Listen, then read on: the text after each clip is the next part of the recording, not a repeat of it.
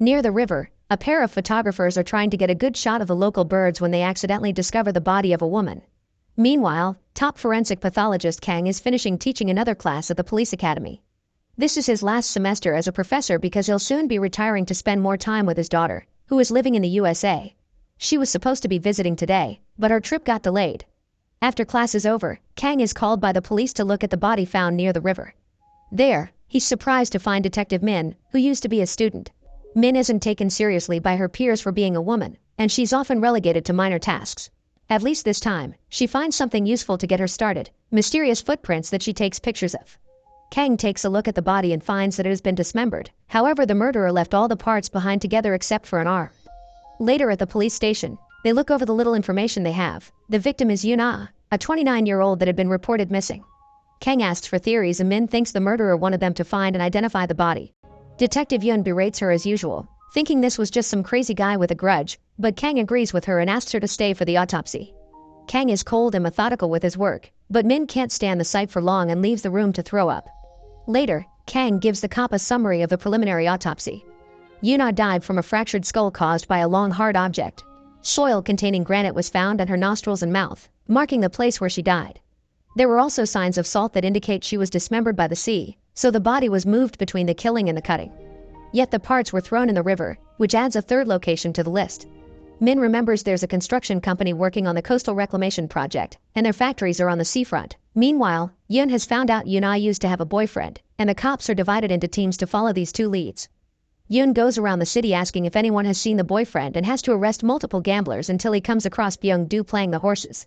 He's taken to the station for interrogation, but Byung-do swears he hasn't seen Yun-ah in a month and the night of the crime he had been gambling.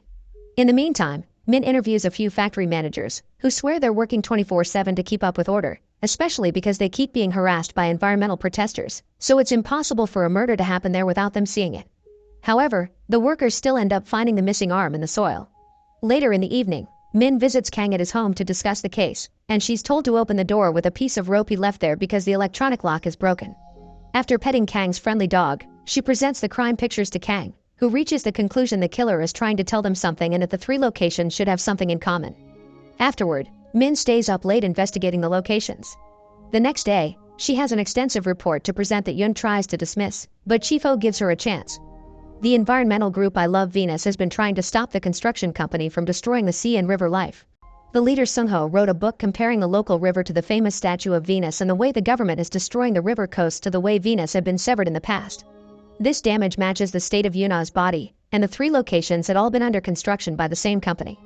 The day of the crime, there was a confrontation between the workers and the protesters, so operations were stopped for 20 minutes, leaving enough time for the killer to strike. The leader has a disability that causes him to walk with a cane, which matches the twisted footprint and the little hole in the mud too. Min's research is taken seriously and she's sent together with Yun to arrest the leader Lee Sung-ho, who surrenders himself easily, claiming to have to pay for what he did. Later at the station, Yun can't get Sung-ho to talk about anything other than the importance of the species living in the river, so Min takes over the investigation. She knows Sung-ho's family was one of the many that lost their ships when construction started, which means they also lost their livelihood and had to leave their homes. Shortly after this, Sung-ho's father Mr. Lee died and his sister Soo-jin ended things for herself. Min also reveals she sprayed water outside to take a new footprint from Sung-ho, which matches the one from the scene of the crime. Seeing this evidence, Sung-ho admits to being the killer. Meanwhile, Kang is at the airport waiting for his daughter, but she never arrives. A stranger approaches him to give him an envelope sent by Sung-ho, and inside he finds pictures of his daughter Hye-won tied up. The stranger is already gone so Kang can't ask him anything, and at that moment, Min calls him to tell him the killer was Sung-ho, the same person that sent the envelope. Kang hurries towards the station while he calls a friend at customs, who confirms Hye-won did arrive the other day as planned and the delay had been a lie from the kidnappers. Back in the station, Yun is asking Sung-ho for the details, but he doesn't say anything and only looks at the clock as if waiting for something. Kang arrives then and asks for a moment with Sung-ho, who isn't surprised to see him. His deal is simple: Kang must prove him innocent in 3 days or his daughter will die. Desperate to help Hye-won, Kang rushes to the lab to see what evidence has been found so far. The analyst shows him the blood-covered saw they've found, but the DNA test hasn't been done yet. Kang takes a scalpel on his way out and goes home to use it on his dog. He also requests a psychiatric evaluation of the suspect to delay the investigation.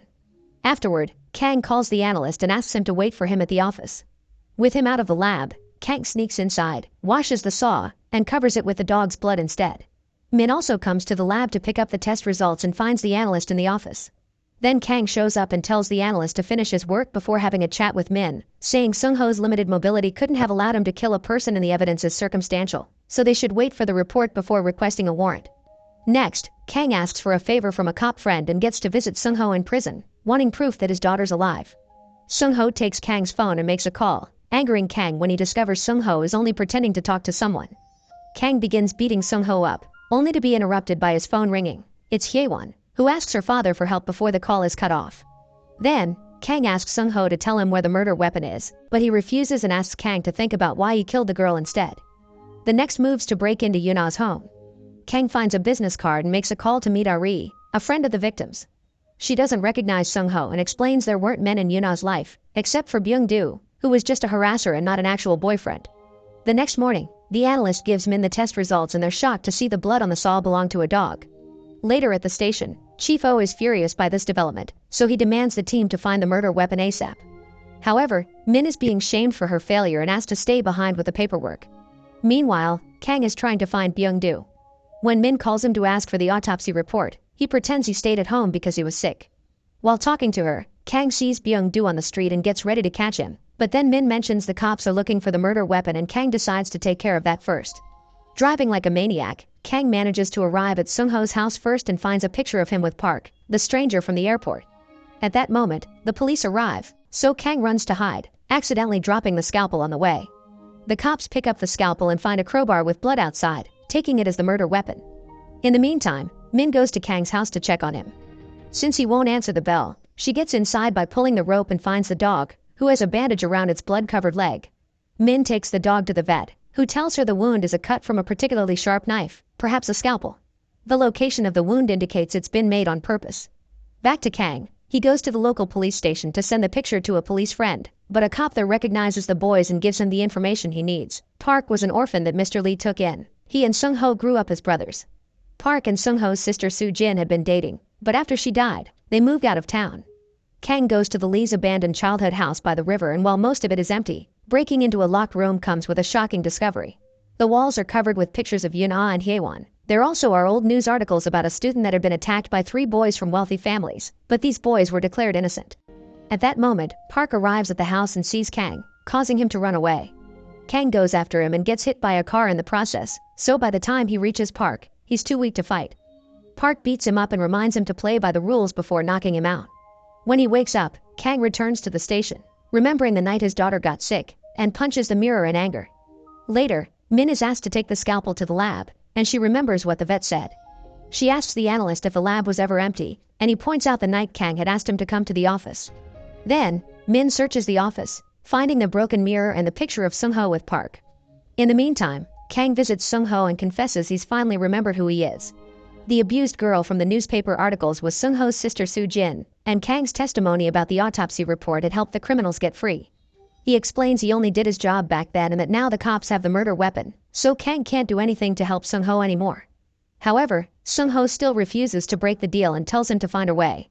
Meanwhile, the detectives discover that the crowbar isn't the actual murder weapon because the blood on it doesn't match Yuna's and the thickness doesn't match the wound either. After the Sung-ho visit is over, Kang bumps into Min, who tries to arrest him for tampering with evidence. Kang explains his daughter is in trouble but leaves without giving Min any more information. Min decides to research Kang and discovers his involvement in Soo-jin's case. Not only Kang had been in charge of the autopsy, Yuna had been one of the witnesses. Min tries to talk to Sung-ho about it, but he only tells her not to trust Kang before giving her his cane, claiming it's the real murder weapon. In the meantime, Kang finds Byung-do again and calls Ari to help him with a plan. Ari approaches Byung-do to have a drink with him at a bar and then takes him to a hotel room, where they spend a few hours together. Kang retrieves the glass Byung-do used and Ari brings him Byung-do's seed before accepting her pay, although she did this because she wants revenge for Yuna. Suddenly, Kang is approached by Min, who received a call from Park to tell her about Kang's whereabouts. However, Park shows up as well and knocks Min out to give Kang time to finish his plan. While Min is taken to a hospital, Kang returns to the lab to finally do the autopsy report. He plants Byung-do's fingerprint and seed inside the body, thus his final report makes him look like the killer. While working, he remembers the trial of Soo-jin's case, where Yuna had testified that she saw Soo-jin with the boys and she had looked like she was having fun. Such testimony made Mr. Lee cry out in the middle of the trial because they were sullying his daughter's name. Then Kang testified that there hadn't been any torn tissue found in the body, so there wasn't any proof of violence or force. These two testimonies made the judge decide that the three boys were innocent. By the time the detectives try to prosecute Sung-ho, he's following Kang's plan and has gotten himself a lawyer that explains his confession had been done under duress and he's now taking it back. The cane matched the shape of the wound, but it didn't have blood on it, and the footprints can be explained by the fact Sung-ho lives in the area, so they can't be used as proof either. Then the autopsy report arrives, and the detectives have no choice but to let Sung-ho go and arrest Byung-do instead. When Sung-ho leaves the station, Park picks him up and Kang follows them to their house. At the hospital, a friend of Min's brings her some information. In Soo-jin's case, 2 different autopsy reports have been used, and one of them did include tissue damage, which means Kang gave false testimony. It wouldn't be surprising if the boys' wealthy parents paid the witnesses off because the whole case had been a mess. Speaking of the boys, they're all dead now, and by adding Yuna to the list, Min suspects Kang is next. She leaves the hospital to look for Kang and asks her co-workers to dispatch a unit to Sung-ho's house. However, when she looks at the picture again while waiting at the stoplights, she remembers the abandoned childhood home by the river and decides to go there instead. At Sung-ho's house, Kang shows up to apologize for Soo-jin and demands to know where his daughter is. Sung-ho doesn't buy the apology and hits him for sullying his sister's name, causing Kang to remember what else happened that day. Hye-won had been sick with a rare illness that required her to go to the USA for treatment. In order to pay for it, Kang accepted the bribe from the boy's parents to change his testimony. Mr. Lee had approached Kang to ask for mercy, but Kang ignored him while a young Sung-ho watched from afar. Back to the present, Kang asks Sung-ho to kill him instead of his daughter as Sung-ho explains how much hatred he grew up with because everyone in town thought his sister was a tart, so it's too late for Kang to ask for mercy for his daughter. Furious, Kang jumps on Sung-ho and beats him up until he confesses the location of Hye-won. Kang drives out at a high speed, almost crashing against the detective unit on his way. Min arrives at the river house and is found by Park, who tries to kill her, so Min must shoot him in self-defense. She also finds the disturbing revenge Sung-ho has prepared for Kang. When the professor arrives at the river house, Min tries to warn him not to go inside, but he doesn't listen and searches the rooms for his daughter. Hye-won is found lying down on a pile of rose petals, but when Kang tries to pick her up, she discovers her body is missing and only her head and limbs are there. It turns out she's been dead all along, and the messages he's heard have been recorded before she got killed. The reason why her body isn't there is that it had been used to replace Yuna's, thus Kang's autopsy and evidence tampering had been done on his own daughter. While Kang suffers in despair, Sung-ho shows up to tell him now he knows the pain he's gone through. Furious, Kang steals Min's gun and shoots Sung-ho, claiming that's what he wanted. However, Kang can't forgive himself now, so he uses the gun again, this time on himself. Make sure to subscribe and turn on notifications so you can watch more videos like this. Thanks for watching.